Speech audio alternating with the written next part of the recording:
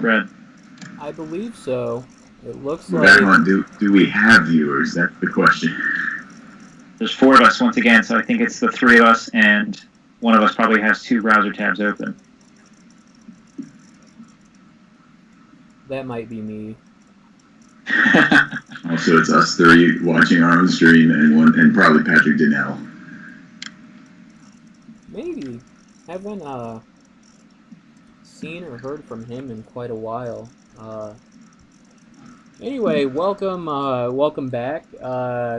Conveniently, I guess the computer died right as we were switching from dark side to light side. So now we're back to talk about the light side characters. So the first one on the list here is Bodhi Rook. Am I saying that right? Yep.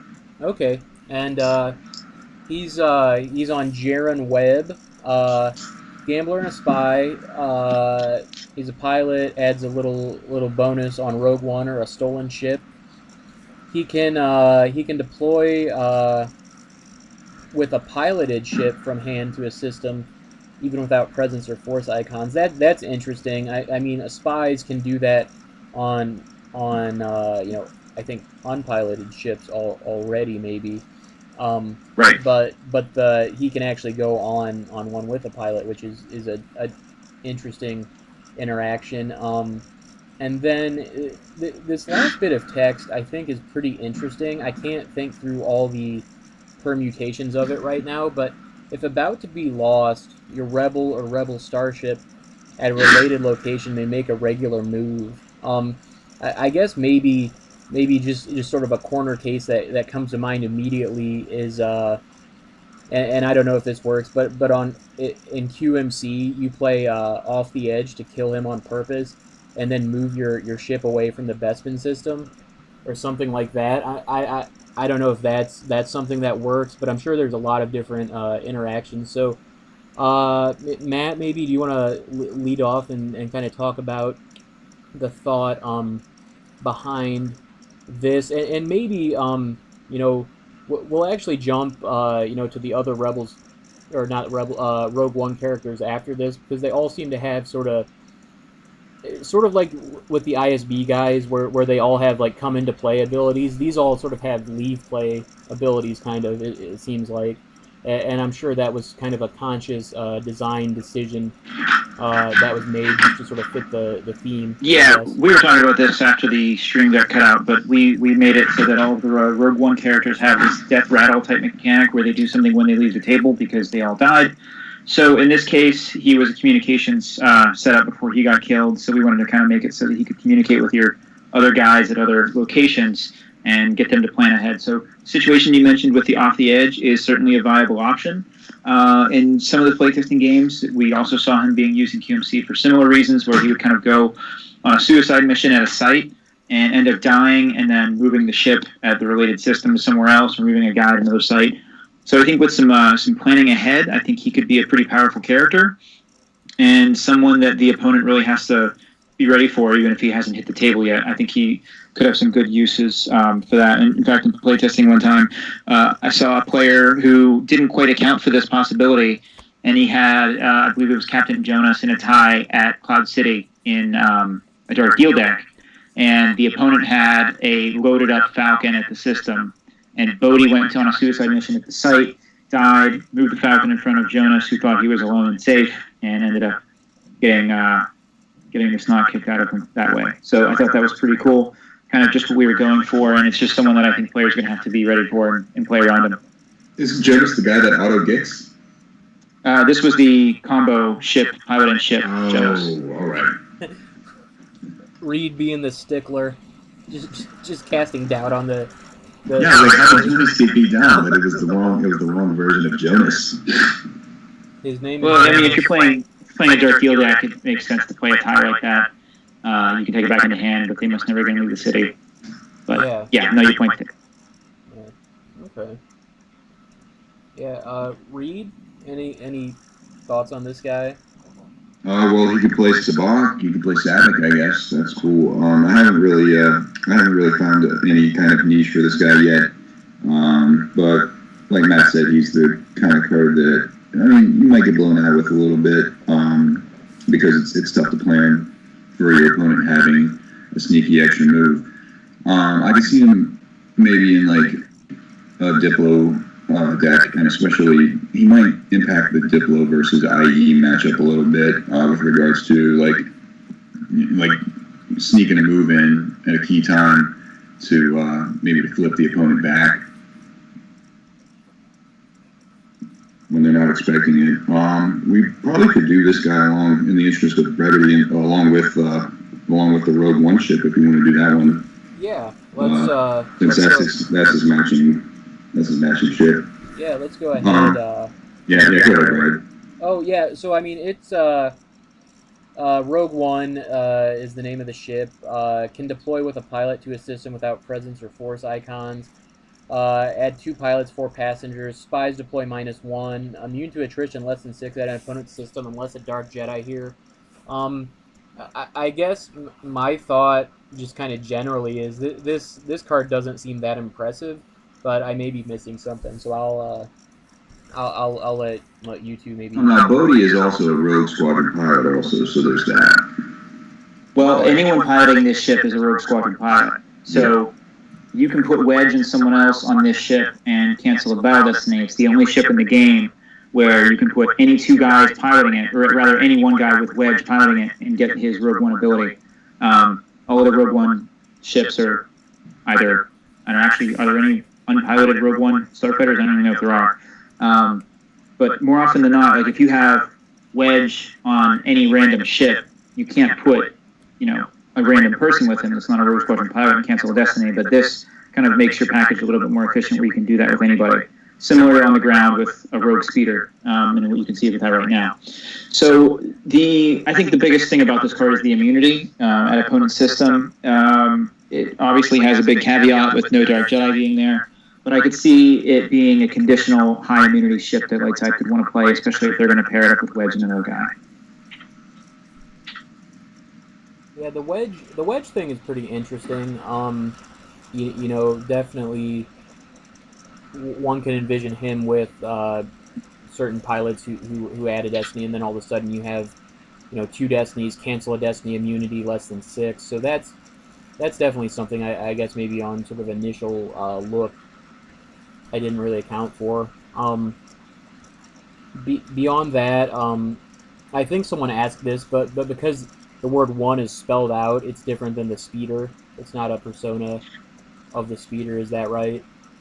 Yeah, that's right. It's not the same persona. There will be a rules clarification, but obviously you can see that the Zeta class transport is a very different vehicle than Rogue One, the T-47. So they are different personas. You can have both on table at the same time, even though their names sound the same.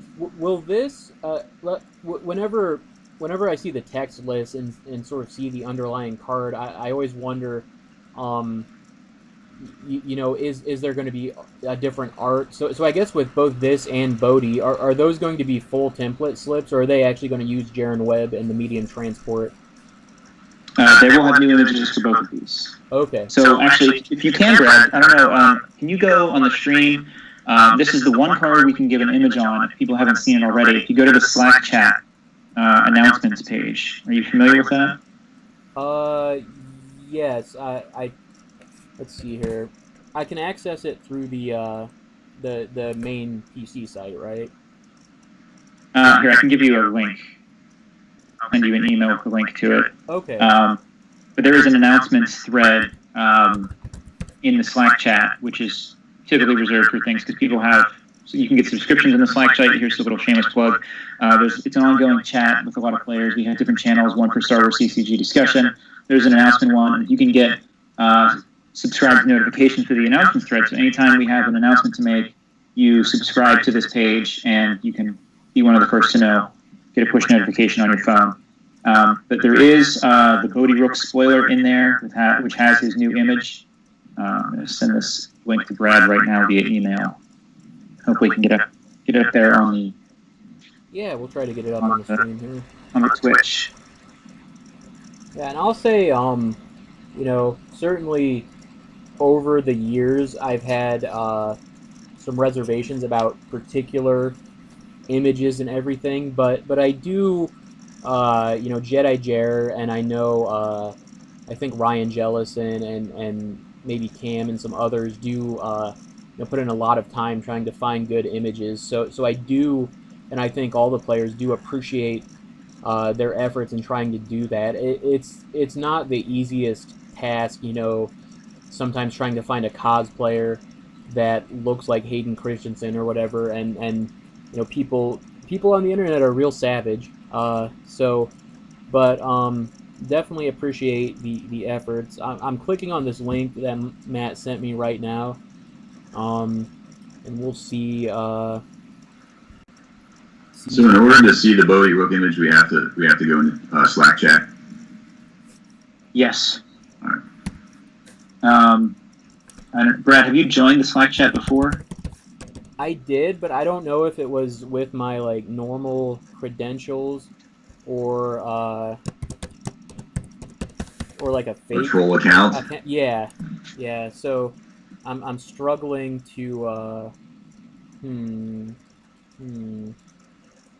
Oh, Matt, did you want to say anything else about the Bodhi Rook and Rogue One combo? Is that a cue or?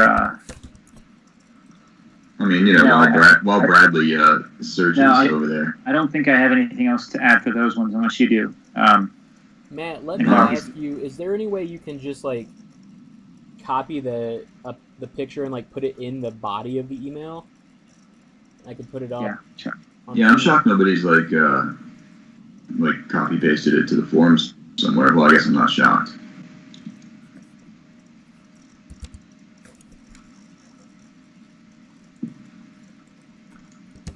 So, I'm going to pull that up for you right now, Brad. Okay. There we go. I should have just done that the first time. Oh, no, it's fine. I definitely, I know a few weeks back, everyone was talking it up, and it sounds like a great feature. So I tried to set up an account, and it's definitely on me because I don't remember which email and stuff I used. It's not, any failing, on the part of the site or the PC or anything. So just, everyone should check it out. It's pretty cool. A lot of innovation and PC just trying to get folks involved and that type of thing, which I think is pretty neat. So here is the email. Alright, so let's see here if we can do this real quick. So move this over to the screen.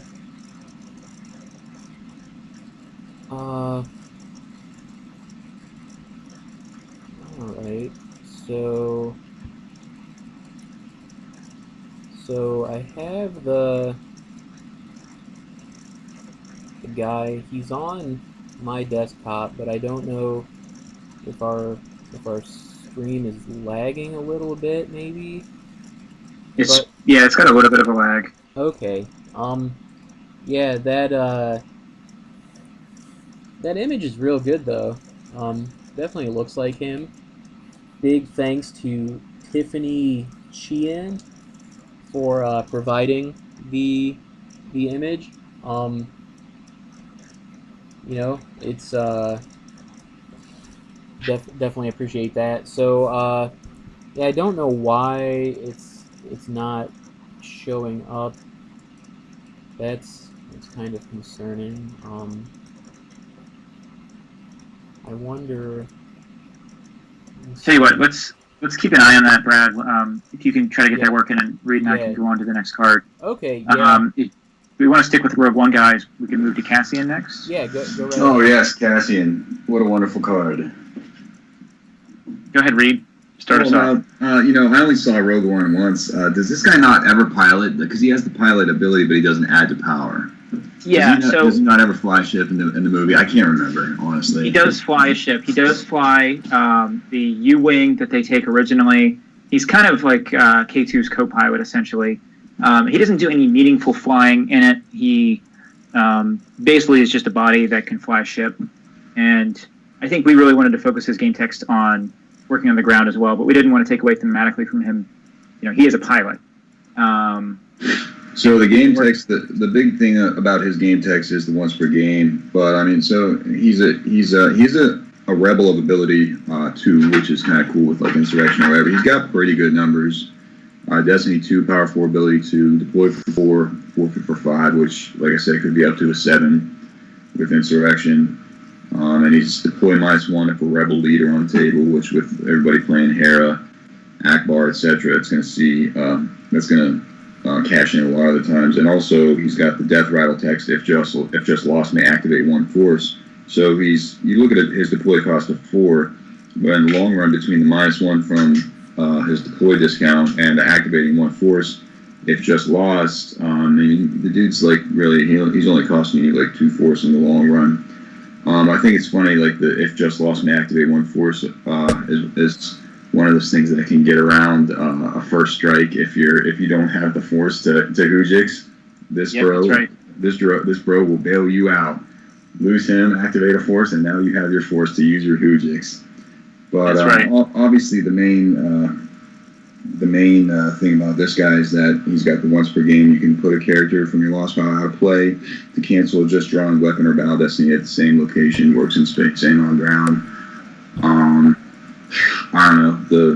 The utility behind that is pretty expansive. There's a lot of different.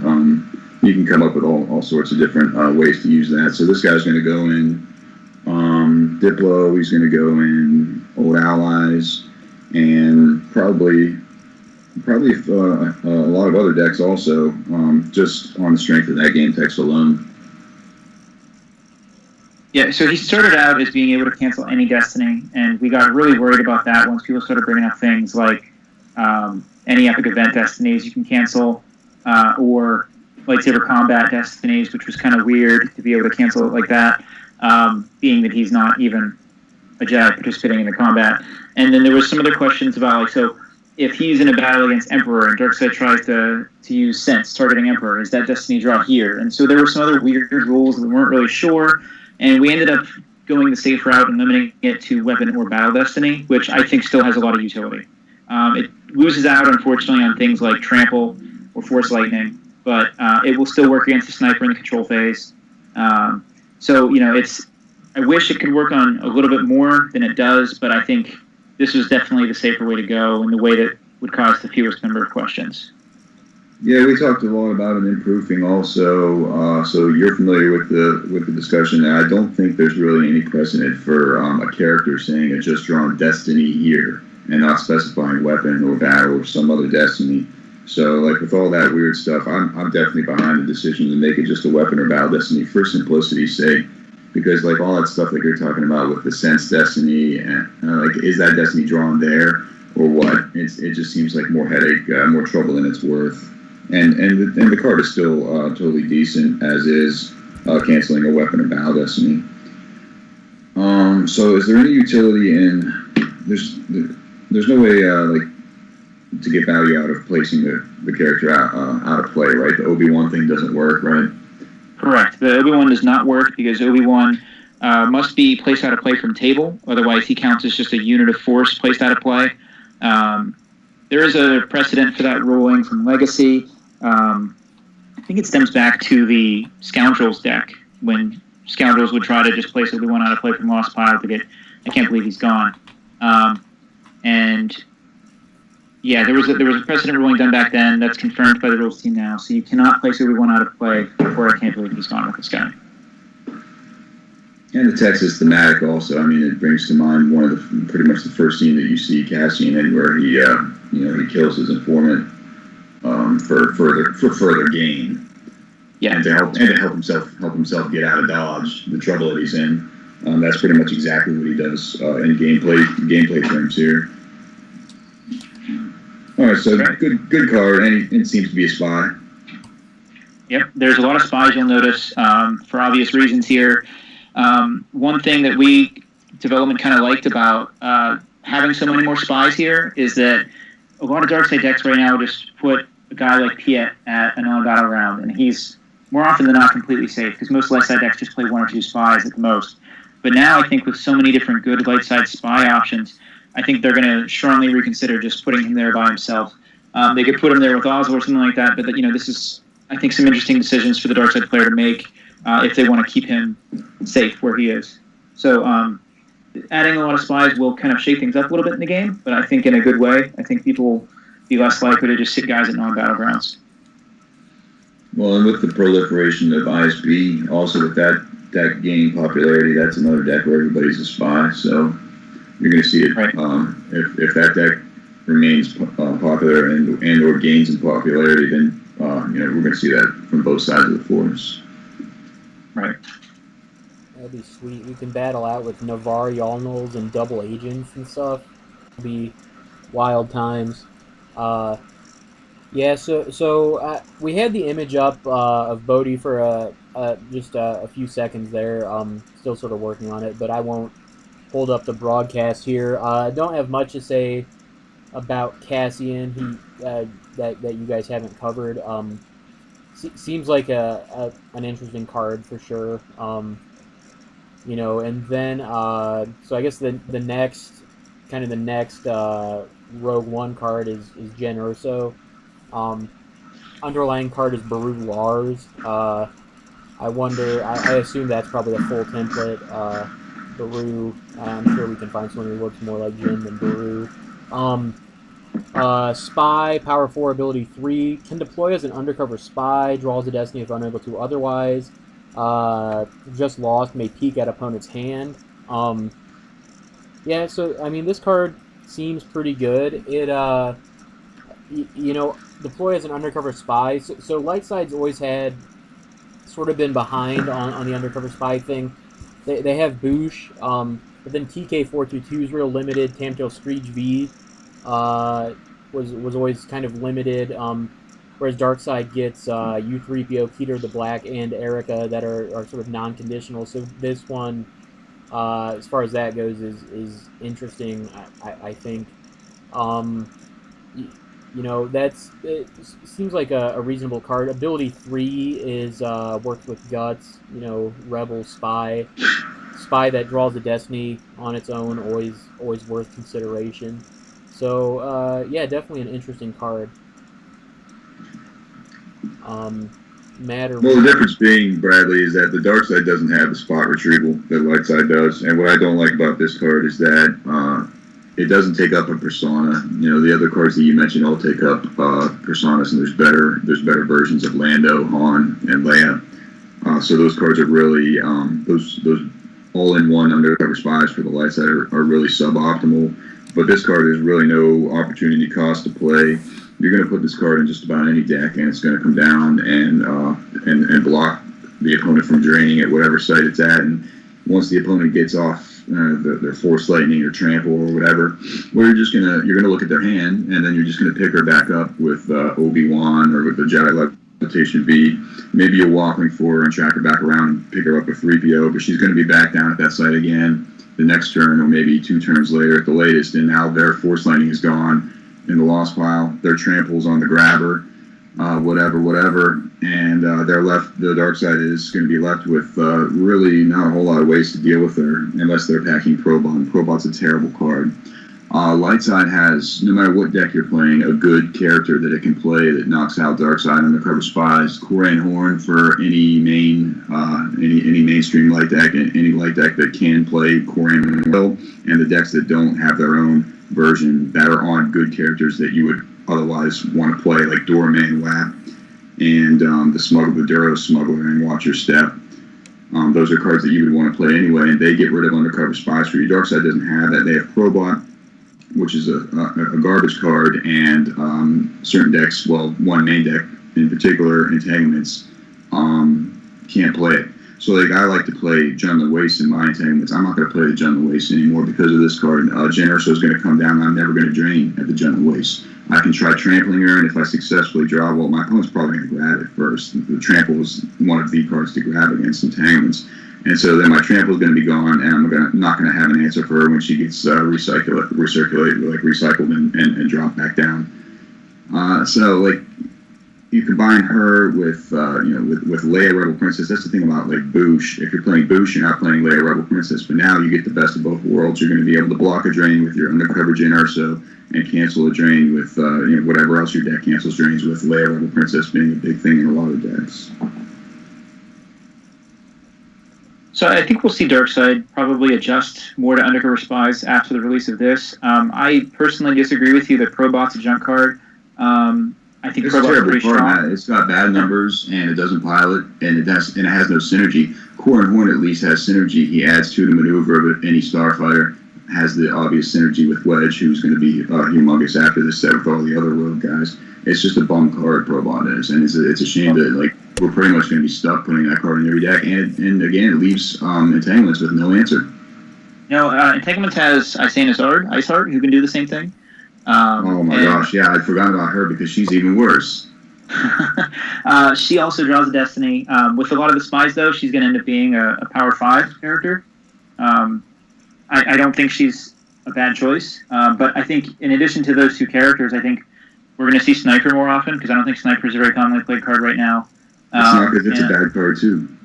Well, what we're doing is we're basically forcing Darkseid players to put crappy cards into their deck to deal with this card that's very low cost to any light side player. I mean, based on its own merits, the card is good enough. It's good enough numbers wise. It draws Battle Destiny on its own, and as a spy, it's good enough. Like to see play based on its own merit. It's not like a waste of a card slot by any stretch of the imagination. But low Destiny, low impact cards like Probot, Sniper, and Iceheart, they're all like really, really bad cards. But the Darkseid's going to have to play stuff like that or pretty much get perpetually wrecked by this Jyn Erso.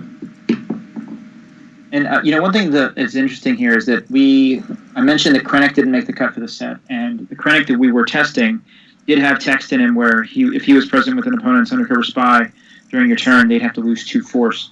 He didn't make the cut for this set, but I do expect a Krennic to come out in the next set, and I think that part of his text is one that would stay. It's the other part of his text that we were having trouble balancing. So I think we are going to see another answer that's not really just removal from table, but something that can still cause some damage against undercover spies. Just didn't quite happen in this set. All right. I really would have liked to see this card have basically a once per game made to poison undercover spy, or if about to leave table, place her out of play, because the ability like Lightside can recycle this card way too easily, and Darkside's simply just not going to be able to keep up, and so this card is going to stick eventually in a lot of games, and it's just going to block out a drain, and that's going to decide a lot of games. It's going to be I hate to sound the alarm, but it sounds a lot like it reminds me a lot of the old Luke. And let's keep a little optimism from back in the day, where you drop this card and it just blocks out your opponent's entire drain at a location, and it's going to be extremely difficult to deal with. Well, if we can use this, I think we've probably both set our pieces on Jyn, unless Brad has anything else to add. No, some interesting thoughts. I guess sort of just real quick, this is what's interesting about spoilers. I looked at it and I'm like, oh, that's neat. Lightside kind of gets another undercover spy that can go anywhere, but Reed definitely had some valid points, about not giving up a persona, and then sort of being able to recycle this and all of that. So it's always interesting just how different folks sort of take in the different spoilers and everything. So yeah, that's really it I have for that one. So I guess we can jump to K2SO. Is that how you say it? Yeah, and Reed mentioned Jyn possibly going out of play when she dies, and that's the first thing I thought it was a restriction you put on Kate's too. So I'll let Brad go through the card first. Yeah, it's so it has the icon, the battle droid icon, so it can be battled and everything. Immune to restraining bolt and purchase, and maybe White's Oela as well. Pilot 2 draws battle destiny if unable to otherwise. If he's with Cassian, attrition against opponent is +1, and if just lost from a site, place him out of play.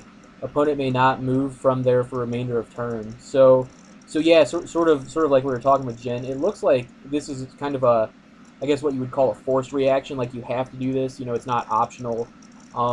but so if he dies, he dies, and but then you get this effect. He seems like an all right character though. You know, fits the theme with the Rogue One folks and everything. I guess you know, just a sort of a good, you know, 4 deploy, 4 forfeit, draws a destiny, 4 power, 4 armor spy. So he's kind of in that mold of Core and Horn, a spy that can deploy and draw a destiny. I'll Matt, maybe you want to talk a little bit about sort of where he fits into this sort of the overall theme uh, with these Rogue Ones and everything. So the one thing that I want to start with is the kind of seemingly weird restriction here for forcing you to place him out of play. This was something that came up in playtesting where someone said, hey, we can use the Reflections R2 and 3PO combo to not take any battle damage with him. And we can also throw him on Crash Site Memorial and just keep putting him, recycling him back and then blocking a drain, never taking battle damage. And we, you know, while it was not something that could be easily broken deck building wise, we were aware of the interaction and we kind of wanted to just nip it in the bud. So we made it a forced place out of play, so you cannot place him in Crash Site Memorial. And then the only other thing I want to mention is that he is the first spy that you can naturally play in Watch Your Step because he does not have ability. He's just a deploy 4 in Watch Your Step, so Watch Your Step now gets a spy, which is something they haven't had before outside of the Nightfall builds, which is something that maybe we'll talk about here in a minute too. And not just a spy, but he's a spy that draws on his own, like Brad said. Power 4 draws on his own as a spy.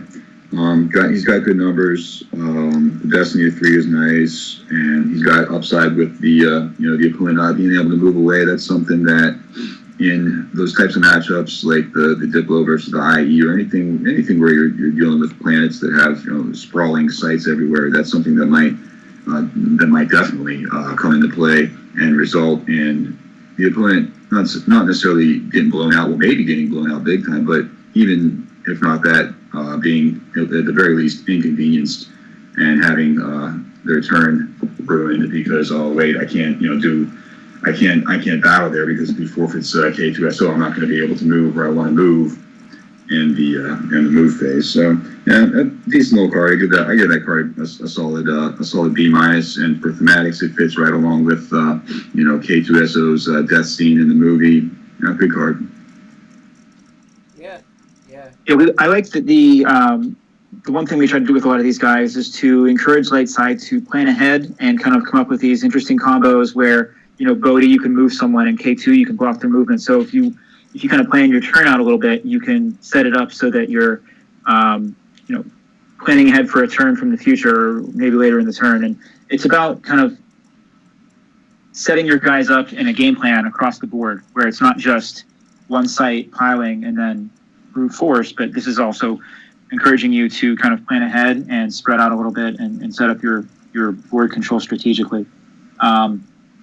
We did see this guy pop up in Watch Your Step in playtesting, and it was very strong. I think it's a cool element to add. Finally, the Watch Your Step can get a spy. But one thing to look out for is also the Watch Your Step Nightfall builds, because there's so many spies in the game now that could be a very strong deck. I think playtesting showed it was pretty strong, and I think we're going to see some adjustments. And I'm predicting that would be a pretty popular deck at the Endor Grand Prix. Yeah, just maybe just kind of tacking on with that. They're not just a bunch of new spies, but I mean K2SO actually notwithstanding, but the rest are all rebels. So deploy for free and then Jedi presence. With Jedi Luke or Obi-Wan out of the Watch Your Step deck, potentially is pretty strong. If you're going for a beatdown, I know there was some Jedi. Oh my gosh, 2x K3PR. Yeah. Oh my gosh. Yeah. You've got a lot of guts coming here. Towels. No, he costs $1 million in Watch Your Step. So maybe you play that off a Diplo. I know there were some Diplos at the NPC that were also, doing some Jedi Presence type beatdowns. But yeah, so that's interesting. An interesting deck that might be around some a little bit as well. So that really sort of ends the Rogue One people. We'll jump back, I think, real quick to Cal let me. Cal Sorry, Alder. Cal Alder. Yeah, I'm guessing that's maybe a player card for someone. Yeah, it is a player card. It's not for Cal Aldred. Really, I It was. definitely Talk was about missed 100% opportunities. convinced it was him. I don't know the story behind that as to why Cal Aldred did not get to virtualize Cal Aller. I don't know, but this is a pretty straightforward card. I mean, we saw this in Guido in an earlier set, and it's virtually the same thing. And I think he's going to see play in a lot of decks. He's a useful text. We've seen it already with Guido. I think it's a strong, underrated card and a good function. Okay, yeah, yeah. Subtle card. Use the force to fire a weapon. Can come down as a react. Also, shutting down Ellis is useful. In some games. So there will be some angles where folks maybe try to work him in. As far as that goes. Don't really have a lot else to say on him necessarily. Yeah, I have nothing to add. Nothing to Okay. add on that. All Pretty right. much echoing you guys' thoughts. Yeah. Okay. So then there's really two cards left. I will. Let's start with probably one what I think is pretty strong. I'll see what you guys think. This what chance do we have? Uh, it goes on Imperial Atrocity, and is really sort of a callback to the old Virtual Atrocity to some extent. Deploy on table when you lose force, except from a force drain or your card during opponent's control phase. Unless opponent occupies more battlegrounds than you, you may reduce that loss to a minimum of 1 by the number of battlegrounds you occupy. So, I guess my first thought is always just sort of thinking, well, where does this fit into existing deck types? So I was, recalled my game against Greg Shaw at the MPC where I was hidden base quads and he was invasion with the blaster rifles and the You'll Be Dead pin card. And for a lot of the game, he was on 3 battleground sites, I was on 3 systems. So with that, I would have been able to, that ping of 3, I would have been able to reduce it, down to 1, which, two force loss a turn would have, would have definitely maybe changed that game or at least changed the differential on it. So there are some cases like that. I think it's an interesting card. I mean, obviously the use against TTO probably is the most obvious, or at least that's what people gravitate to because there's this thought that TTO isn't on a ton of battlegrounds, but they're usually on, a few, and what depends on what decks sort of do against them. TTO will adjust some. Reed, maybe where do you think this card fits in? Do you think it'll be played a lot, or do you think it's not enough? I guess to sort of stem the tide on some of these decks. Like I think Entanglements is on a million battlegrounds, so this won't do a lot against them necessarily. Right, and Dark Deal also, which is the other occupation deck that's out there, should be able to be. Well, I don't know. Like when I look at the restriction for, remember it's the dark side that has to occupy more battlegrounds in order to suspend this, and it's during the dark side's control phase. So it's a lot like Ned's phase. You take a look at Ned's phase, and it's like, wow, the light side has to control, a site and a system in order to get this to work. But it's not really that difficult to have that take place during the dark side's control phase because 3 phases prior is the light side's move phase, and they can move and arrange themselves accordingly. The light side's going to be able to have this card in effect most of the time if they want it. Yeah, I don't like you're talking about, Bradley, the HP quad versus invasion matchup. That's actually one of the best use cases that I can see for this because, like you said, if they're running enough battleground sites, the invasion, like I still think HP quads can spam all 5 of their systems and lock that into place, which is going to be a very big deal with reducing the damage from You'll Be Dead. But yeah, this just looks like it's one of those cards where I don't think it's like I'm not sure that I don't think this card's going to make it into any of my decks, but I think people are going to put it in the decks because people are just so gung ho about oh, I hate TTO so much. I can't beat TTO even though I'm playing 3 escape pod combos. I still can't beat it. So they're going to probably try and put this card in their deck and hope that it does something against TTO. And a lot of times it probably will. Matt's pretty optimistic about TTO still being able to occupy enough battlegrounds, but like I said, Lightside is going to be able, because of the way the phases work, Lightside is going to be able to spread to enough battlegrounds when they want to, and hang on to, even if they're fearing a beatdown a little bit, they can hang on to whatever defense interrupts they have to protect themselves from punishment. If they don't want to lose force to TTO or to You'll Be Dead or to whatever it is, they're going to be able to get on enough battlegrounds, because the onus is really on the dark side. Like if you're a dark side, if you're whatever side, and you are occupying more battlegrounds than your opponent during your own control phase, chances are you're doing pretty good in the game, and you're well on your way to victory either way. So Reed and I talked a lot about this guy offline, and I am optimistic that this would cause TTO to adjust a little bit. I think TTO is still viable with this. I don't think Reed thinks it is. Is that right, Reed? To the point, I just don't think they will. I don't think people are going to play this card enough for it to really impact TTO. It's just another one of those kind of Rochet-Low situations where, my opponent decided that he really wanted to tech hard for TTO, and so you're already playing escape pod combos, and people act like that's some kind of inconvenience, but it's really not. We're Doomed escape pod combo is a card that was placed over a card that people were already playing multiples of anyway, escape pod. So you're just merely sacrificing 1 point of destiny on each of those, which is not much of a sacrifice at all, in order to get built-in protection for your deck against TTO. And that's an example of a really strong counter, and I think a really good counter. It definitely does the trick against TTO. And I haven't played that much TTO, but from the TTO that I have played, going up against, it's like, okay, I got to count my opponent's We're Doomed combos and pretty much bank on him playing 2 or 3, and I'm going to have to get through those turns where he plays those and survive. But this card basically allows players who want to have potentially infinite turns where they don't get stuck losing 3 to TTO to do so.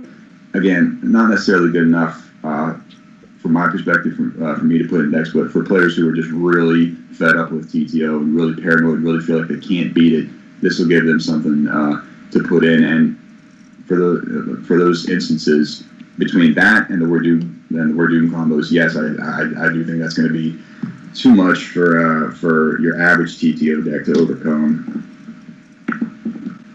As long as the light side is doing other stuff, I had a game at the NPC in the Constellation against Brenson, who was playing WAP, and he had WAP with 3 escape pod combos, and so I suffered not being able to deal damage for those 3 turns. But if he had this card, then he would have been. I ended up winning that game by less than 5. It was a real close, real well fought game, but this card would have definitely won him the game if it had existed and he had decided to pack it.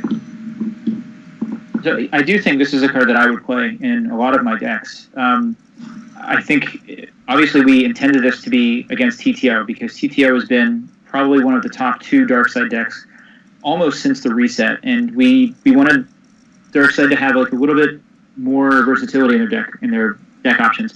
And I think we're hoping to push TTO down a little bit, and I think the immediate response is going to be players playing more Imperial Entanglements, but we're going to be handling that from a kind of a balanced perspective in the next set or 2. I do think we're going to see a lot more IE, but we're hoping to get other options available for Darkside too that move away from IE and TTO a little bit. For this card specifically, I think TTO builds will try to be more flexible and try to spread to more systems and also to some sites, because I think a lot of the TTOs we see right now just ignore the ground completely. I think it's a better build whenever it's more balanced with some heavy hitters on the ground like Dooku and Emperor. That's how I personally always played it, and I think that type of build is still viable. But our goal was to bring TTO down a notch, and I think this will have that effect. And just another comment on the wording and the design of the card is that we wanted to put it in a way where it didn't limit us in the future. An earlier iteration of the card said, unless opponent occupies more battlegrounds than you, reduce the force loss to 1. So that would have made TTO always a 1, whereas this one, you reduce it by the number of battlegrounds you occupy. So that doesn't seem like much for something like TTO that it only ping for 3, maybe 4. But if you think about for the future, blowing away planets or blowing away locations could be 8 to 12. instead of it being 8 to 12, it might be like 4 to 8 or something in that range. So we wanted to kind of keep that possibility open of the bigger pings for those kind of events in the future, as opposed to just automatically reducing it to 1. Yeah, with regard to the TTO deck, sort of in general, I know at one point a lot of them used Black Sun Fleet. Is there any anticipation that'll sort of come back into play more often to try to shut down some of this? Maybe occupy an extra battleground, or is it just not enough? Light side's going to be on 3 or 4 battlegrounds, so going from 1 to 2 for TTO actually doesn't accomplish anything. Well, that was talked about, is the reemergence of Black Sun Fleet and TTO, and I think it's possible. It's one of the things we're kind of excited to see how players adjust. I think that's one pretty good option, because light side, a lot of times, obviously if Black Sun Fleet's out, they're going to know that they need to occupy 1 more than the dark side, as opposed to the same number. So I think we could certainly see some TTO decks go back to that. If they do, that means they may have to either rely on just Maul Sith Infiltrator, or maybe they'll put Zuckuss and Mist Hunter back in. Maybe they'll play a Slave 1 with the new Boba Fett. I think we're going to see different TTOs from here out than we have in the past. Yeah, I think we'll see Black Sun Fleet come back, no doubt about it, and primarily because of the Slave 1. But if you're looking as a TTO player to use Black Sun Fleet to help fulfill this card, I don't think it's going to happen. Because like Matt said, I mean, the light side gets all the chances in the world to prepare, because their move phase comes 3 phases before the control phase, where dark side is trying to do damage. So the light side is going to be able to set themselves up, and that's assuming, of course, that they just don't have a deploy phase action of replacing Black Sun Fleet with their own Admiral's Order. Right, which can definitely be a problem, against some decks once they get, QMC can pull it every turn, or 3PO or whatever, especially towards the mid-game, so...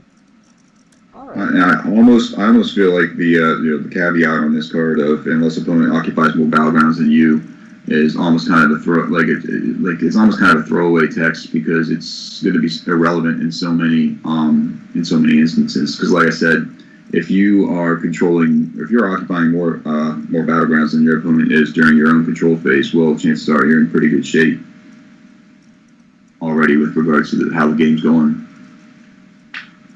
Yeah. So the argument you're making is that it's kind of like a win more card, or rather, it still results in a win more situation. No, the argument I'm making is that that text is on there as some kind of check or balance or whatever for the card, so that it's like a carrot on a stick dangled out there to be like, here's how you can suspend this card, but nobody's ever gonna be in a position to suspend the card and not already be well in control of the game one way or the other.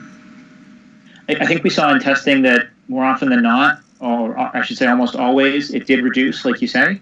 But what I'm hoping is that this causes players to maybe spread out a little bit more. Perhaps the dark side can anticipate that and try to set up a trap where they entice light side to spread out more than they might want to reduce the damage, and then come down on them pretty hard at one place. I'm interested to see that kind of stuff and see how players adjust and see if they can take advantage of that kind of thing.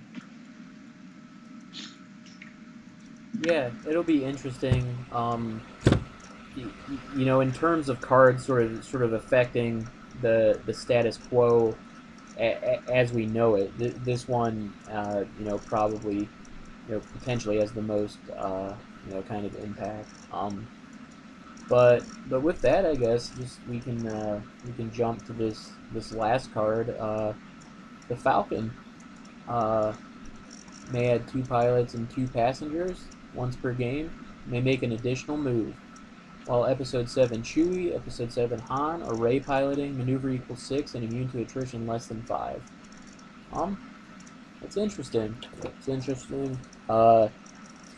Certainly, the Falcon that exists right now for, the old Allies deck is limited just to that deck, so it's good to see one that can be played sort of with those characters in other decks, because those characters, especially well, at least the Han and Rey. They've been played in a lot of different decks. They're both very powerful characters. Just interestingly making it maneuver equals 6 instead of allowing various people to add. Uh, is interesting with respect to all wings combo, things like that. Correct me if I'm wrong here. Is there an episode 7 Chewie right now, or is that something that is coming? Yeah, out? Chewie with Bowcaster. Oh, okay, right, okay, that makes sense. I was thinking of. I was trying to think through the Chewies. Okay, yeah. So then He doesn't have power, does he? Chewie Bowcaster. I actually have to go back and look, but I believe he has 2 to power. Oh, does he? okay. But anyway, yeah, this seems like an interesting card. The additional. Oh, no, he doesn't have power. He goes Well, yeah. He doesn't have power. You're right. Yeah. So it's all really expensive. Yeah, like this Falcon with any of its pilots is going to be seven force. And Right. You're still really just only like power 6 and a battle listening. Yeah, I think it's comparable to the old Millennium Falcon with Captain Han. It's going to be a 7 deploy, immune less than 5, and you're going to get a Destiny.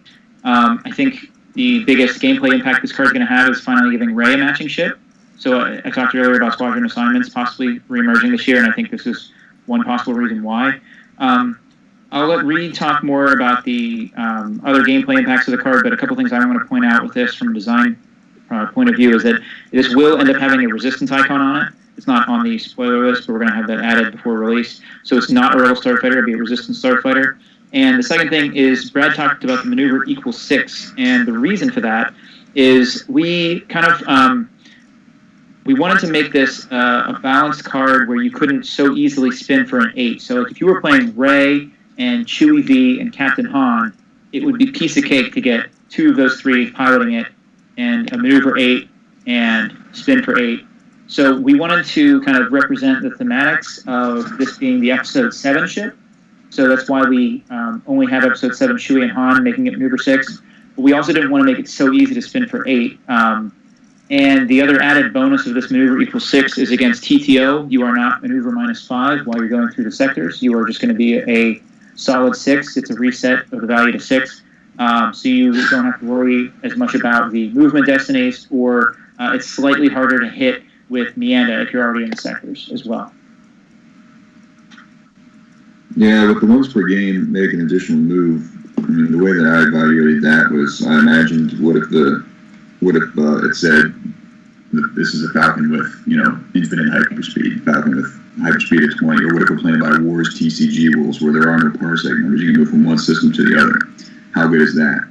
And then once you evaluate that, then you look at other instances where actually moving twice in a turn is different from having infinite hyperspeed. So things like people are already talking about on the forums with Diplo, you can go deliver the tapes and then move back to the battleground. That's nice. Is it worth going through the setup of getting this Falcon out? Well, maybe, probably not.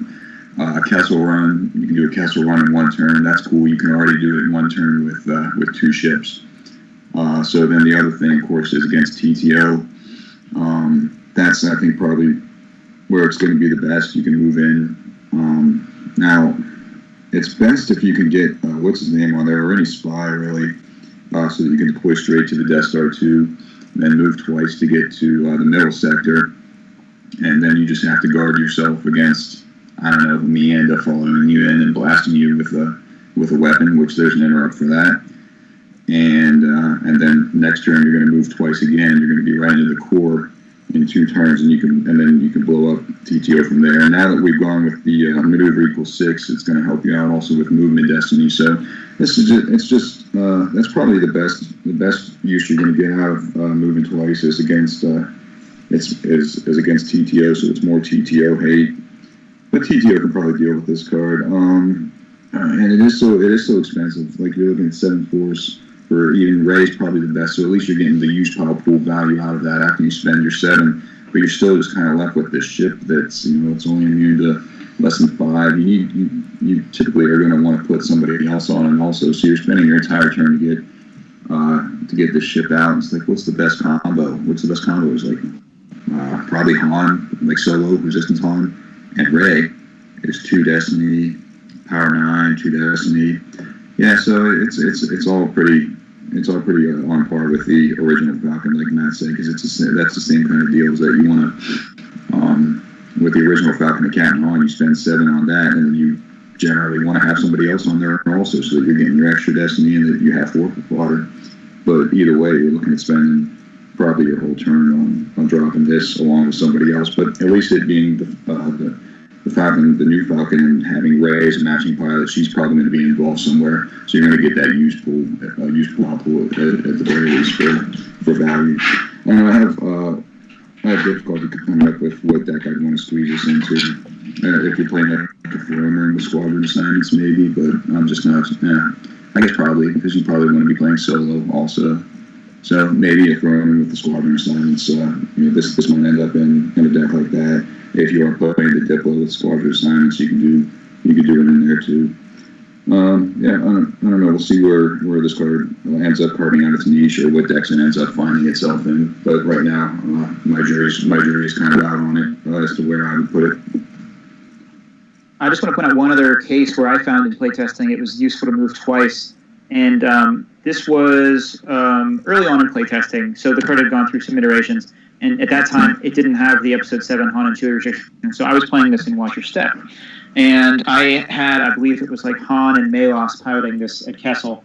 And my opponent had Count Dooku at the Cantina. And what I was able to do was to move to Tatooine, land at the Docking Bay 94, and have Malos get out and walk over to the Cantina all in one turn, all the way from Kessel. So I think there's some interesting things you could do with landing and taking off in the same turn. Make sure you still have a battle round system. You could land, have someone get out, take off again. Kind of a similar function to ship dock, or not ship docking, but a capital ship shuttling up and down from the site. But this also gives you the chance to move that character again. So you could land, have them get out, move to an adjacent interior site, and then have the Falcon take back off again. Really just interesting things, in my opinion. Kind of like the old Galen's Fighter. Yes, just like that. Or I guess against, like, if you find yourself facing a dark deal, it's you need 2 moves to land with the sector in the way, don't you? Every time the Cloud Sector rules come up, I always have to look them up, so I'm not going to try to pretend like I know that one right now. Or maybe it just costs extra. I don't know. Yeah, I don't. I'm not familiar exactly with those rules either. But yeah, so that's an interesting card. But that kind of wraps up what we were looking to do here. Just sort of briefly, these cards we'll see them in play. In about a month at the indoor event. So it'll be interesting to see kind of what folks come up with some of these new cards. And then, Matt, do you have any sort of estimated timetable on the next set? Probably before Worlds. Is that kind of the goal? So we have a few different plans right now. So I've talked a lot in the past in design blogs about our new Agile process, which will let us release more frequent, smaller sets if we want, or kind of just have more control over what we do. So if we have a card that's approved, like Reed was talking about earlier, we'll send it to proofing as we get it approved. And then as proofing finishes what they do, they send it to graphics. So we'll have a pool of cards that are anywhere from 5 to 15 or 20 cards. And we could say, like, these are all what we're ready to release right now. And whenever we feel like it's big enough, we can release it. So a couple of the things we've been talking about as far as the next release is possibly another small set before Worlds. Development is kind of split on if they want to release a big set before Worlds again. So that's up in the air as to whether or not we would do that. I think at the very least we'll get another small release before Worlds, which would include the rest of the Rogue One guys that we could not quite fit in this set, and hopefully some other interesting meta cards or new deck types, small new deck types for each side as well, to kind of boost some things that haven't been. We got a lot of good feedback in the player survey, and we're working on a lot of stuff that players want to see based on that feedback. So, you might see some other one-off cards to help certain deck types that players want. But I would say, to answer your question, that there's a pretty good chance we'll see some more cards out before Worlds. Okay, yeah, and I guess just sort of on a personal note, I do like sort of this set, the smaller set, there's still a few impactful cards, some interesting cards, but not maybe as much kind of riffraff to get through. And sets that are more mainly player cards, there often is more riffraff because people are trying to make stuff that they just want to make, whether it's good or not. Like if someone forced through a mall that was flat unplayable or something. Anyway, yeah, it'll be interesting to see. Definitely, I think a lot of us are interested to see Krennic, and then I don't know the people's names. The guy who has guns and long hair, it looks like Bishop from the X-Men, and Yeah, that's Baze Malbus. We had a really good idea for Baze, and I think a lot of people were happy with it. And I personally wasn't quite comfortable enough releasing it because it only had a little bit of testing by the time we found the version that we really liked. But I would definitely expect to see Baze next set with the guns, and also Chirrut, the blind guy. Chirrut was really hard to design because everybody kind of had their own idea of what he should do thematically, and everybody loved the ideas that we could have for it. And so the really hard part was narrowing it down to one card, and we just couldn't quite find something that enough people liked that we felt comfortable releasing. So I think by the time the next set comes out, we'll have something that is going to be really, really cool for Chirrut, and I think people are going to like it a lot. Okay, yeah, maybe just three more real quick hitters, and then I'm done. You and Reed can chime in, or we can sign off, or whatever. One, I don't know if there was any talk about Galen Erso himself. I think that'd be maybe more challenging given kind of his role with everything, but potentially him as the much sort of anticipated. I don't know, anticipated. He would definitely be an interesting attack run helper, MBO helper of some sort. Two, with Chirrut, definitely one thing that you could consider would be a bit unconventional is if you have a couple different versions, you release both of them if they do different things. And then finally, just because I wasn't a huge fan of Rogue One, but I did like Episode 7 quite a bit. The one maybe disappointment I had with sort of the cards that came out last year was that for the First Order, there's not really a coherent deck type with its own sites and everything. There's no Starkiller base or everything. There were two successful decks, but one was off of Scum and Villainy, or the court objective at least, and then the more recently sort of Johnny Shoes Dark Deal. So it'd be interesting, and maybe this isn't a set that comes out this before Worlds or even this year, but at some point down the road, before we get too deep into like Episode 8 and stuff in the second Rogue One set, it would be interesting to see if anything in terms of Starkiller base or stuff like that was considered. Although with that said, I certainly understand that part of the holding off there may be waiting for Episode 8 to see what sort of the Supreme Leader and stuff, sort of how that shakes out, and kind of work him into sort of being more central to whatever that theme ultimately is.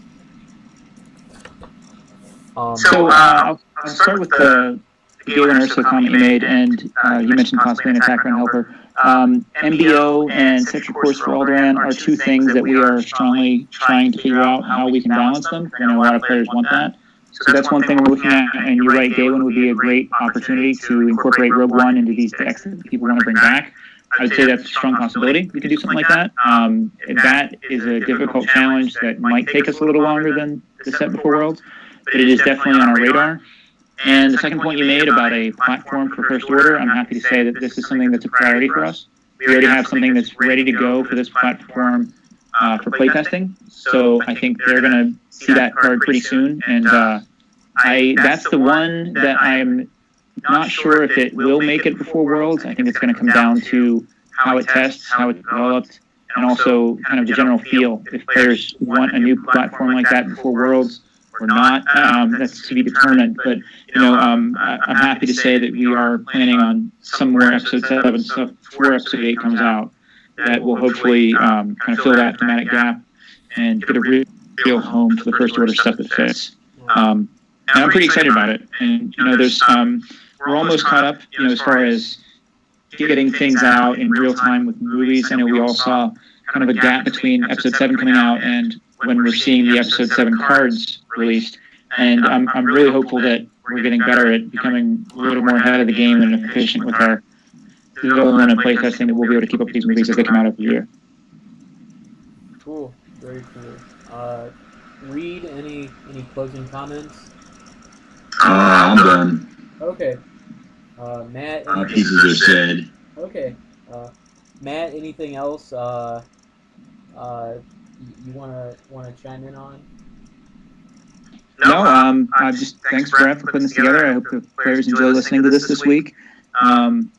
It's been fun. I always love talking about this kind of stuff, and I'm happy to answer anyone's questions anytime they have it. So thank you guys both for being a part, and thanks for being so nice on me. I know you guys can sometimes give me a hard time, and I told you I could have taken the heat, but you guys were really nice to me today. Well, that was the heat, man. I mean, Oh man, I really overestimated you, Reed. After having been involved a little bit, I guess I've gone soft, sort of actually seeing how things go on behind the scenes. I mean, that said, there's definitely been over the years a lot of idiots involved that shouldn't have been. But I certainly, the process is much more challenging than what one on the outside anticipates, and I'm sure even from the time I was involved to now, you've mentioned sort of new process and everything. So just the continually sort of refining that. Basically, I mean, the biggest thing is just getting a lot of eyes on the cards, design, development, playtesting, and everything, just to catch interactions and make sure the cards are balanced, which is good. It makes it difficult to get some concepts through. So that's the challenge of making cards that'll see play that are powerful, but also not overbearing. So that's always the challenge. I think you all do a pretty good job, for the most part, with that challenge. So definitely looking forward to that indoor event and seeing, which of these new cards, get incorporated into the decks there. And that's all I have. So. All right, gentlemen. All right. Take it easy, all on out here. All right. Take All right, care. enjoy your beautiful Sunday. Thanks. Yeah, same to you guys. Later. Thanks everyone, and I'll try to hopefully this saved, and I'll try to upload it at some point. Alrighty, bye.